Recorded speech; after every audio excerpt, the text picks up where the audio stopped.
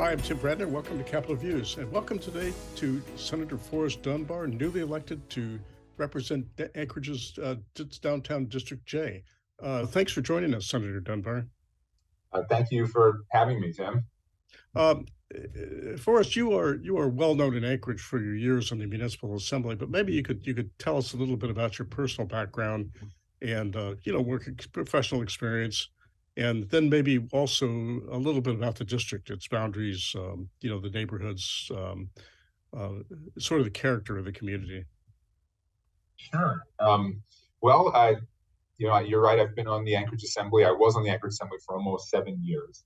I actually grew up in rural Alaska, in a little town called Eagle on the Yukon River, and then in Cordova on Prince William Sound, which is where I went to high school.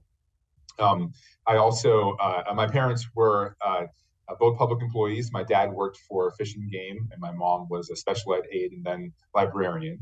And I went outside for school, and then when I came back, I moved to Anchorage, and I lived in East Anchorage the entire time I was there. First in Muldoon, and now in this district, which is sort of the western side of the Eastern District. So it's Mountain View, Airport Heights, about half of Russian Jack, UMed, and then about half of Campbell Park. And Forrest, what kind of issues are your constituents interested in? What are they concerned about?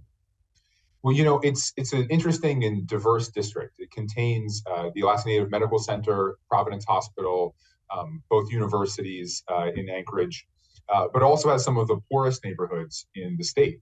In fact, I think the two component districts are 35th and 38th in terms of income in the state. But we also have comparatively wealthy neighborhoods of professionals that work mostly at the university and the hospitals. So it's a really interesting and diverse neighborhood, and I really think it's the sort of beating economic heart of the new Anchorage economy. It's service industries, it's medical, it's tech, it's education. And so it's a really exciting district to represent. I'll say when I was door knocking, one of the top issues I heard about was the permanent fund dividend, because in those neighborhoods I described, the permanent fund dividend is a really important part of people's economic plans. It goes to pay for property taxes and rent and food and educating your kids. And so that was definitely something I heard a lot at the door.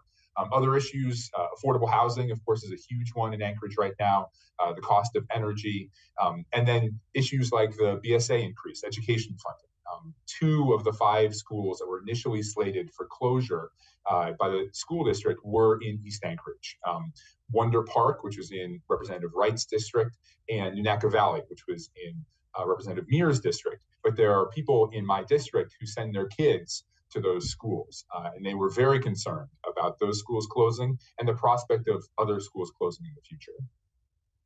Well, that's a very diverse and interesting area to represent. But you were on the assembly for a lot, for many years, Forrest, and I'm wondering what did what did that do for you to prepare you to deal with the legislature? How does that experience shape how you're dealing now with issues on the broader stage? Well, we've had some challenging years on the assembly the last couple of years, of course, very contentious. Unfortunately, we saw some national issues come into what should have been a local government body. And so I know when L.V. Gray Jackson, for example, Senator L.V. Gray Jackson was the chair of the assembly my first year on the assembly. We dealt mostly with the kind of things the assembly should be dealing with, zoning and drainage and, sort of those neighborhood issues and those issues that are essential for local government. And then, like I say, unfortunately, we had things get much more politicized the last couple of years. In some ways, I guess that helped prepare me for some of the issues we work on here in the legislature.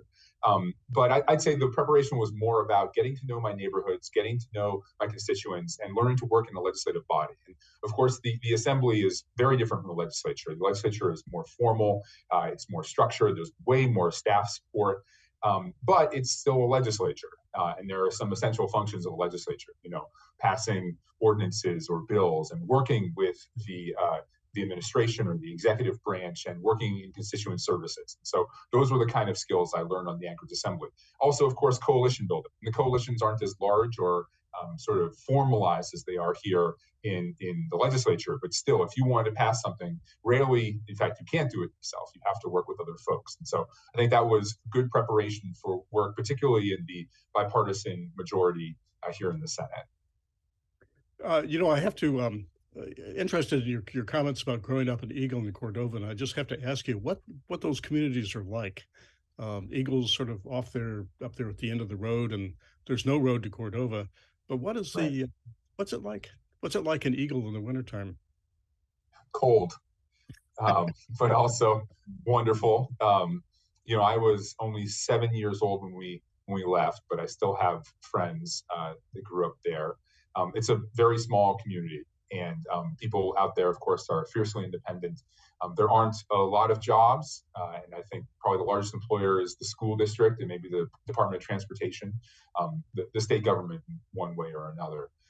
Cordova, about 10 times the size, actually more than 10 times the size now, but still small and off the road system, and a fishing community. Everything revolves around fishing. It also sort of taught me a deep appreciation for the marine highway system. So, despite the fact that I live in Anchorage now, I'll never forget riding the ferry, playing basketball, for example, and then going up the Richardson Highway and seeing folks in our basketball region. But I think that people like to pit rural Alaska and urban Alaska against each other sometimes for political gain. And it's really one of my least favorite things. The truth is, Anchorage will not be a thriving community unless the rest of the state prospers, and vice versa. The rest of the state isn't going to be successful unless Anchorage is an economically vibrant community. So, to me, I think it's just really important that rural and urban Alaska work together. Well, that's really a, a concept that's not really well appreciated in many parts of the urban communities of our state. And it's very important because the two are really intermeshed. The economies of rural Alaska and urban Alaska very much are interdependent. Well, thank you, Senator Dunbar. Thank you for joining us. It's been interesting, and I look forward to talking with you and seeing you more in Juneau. Thank you. Thank you so much for having me. Really appreciate it. Bye now.